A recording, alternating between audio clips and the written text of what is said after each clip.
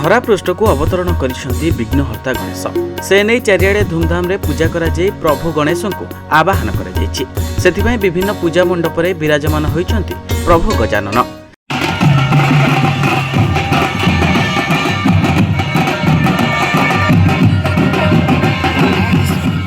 सेहिभଳି Bhograi block बाउंसडीहा ग्राम DC club तरफ गतकाली श्री गणेश पूजा धूमधाम रे अनुष्ठित हो जाइछि। चलित वर्ष डीसी क्लब तरफ 13 फुट उच्चतर गणेश मूर्ति होइछि। एहाकु देखिबा पई सकाळु राति जाय भक्तंक गहली थिबा सहित लोक माने सेल्फी रो मजा नेउथुवा मध्ये देखिबाकु मिलिछि।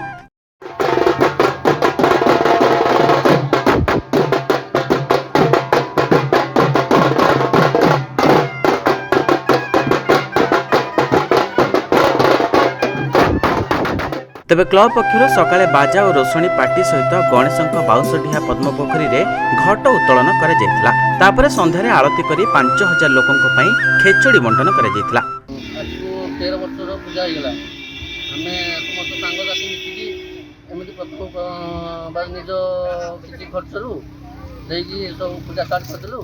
आज भी एमती 13 फुट एटा 13 फुट उच्चता बटा ठाकुरर 13 वर्षर 13 फुट उच्चता करछु। एमती बड़ी बड़ी चालिबो आ भगवान को इच्छा रही एमती जमी आम मुंबई देखु गुजरात देखु एमती आम बड़ कर आशा कर भगवान को आशीर्वाद रही आम एमती ना ना आग को एमती चलो एमती बढ़ी बढ़ी बढ़ी बढ़ी आगे एमती चलो।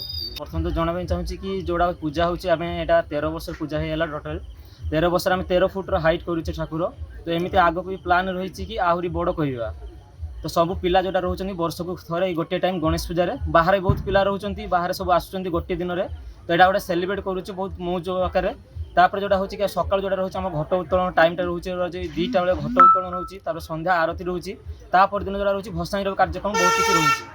तो सेटा जो प्रसाद सेवन जोटा होची खेचुड़ी बहुत खेचुड़ी प्रसाद बंटन होईची। तो यहाँ चाहूँ कि आगे जमी जिते शीघ्र हम बड़ करवा। तबे एहाकु ध्यान रखी पुणी आगामी वर्ष क्लब को 14 वर्ष पूर्ति अवसर में 14 फुटर गणेश मूर्ति गढ़ा बोली क्लब सदस्य माने मत प्रकाश करिसेंती।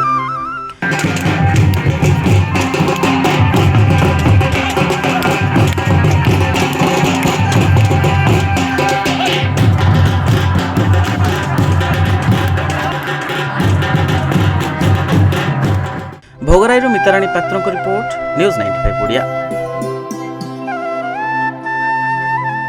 देश विदेश कोण अनुकोण टेक्निक खबर देखंतु आम सह यूट्यूब फेसबुक और इंस्टाग्राम रे आमको देखंतु लाइक शेयर और सब्सक्राइब करने को आद्यम भूलंतुनी।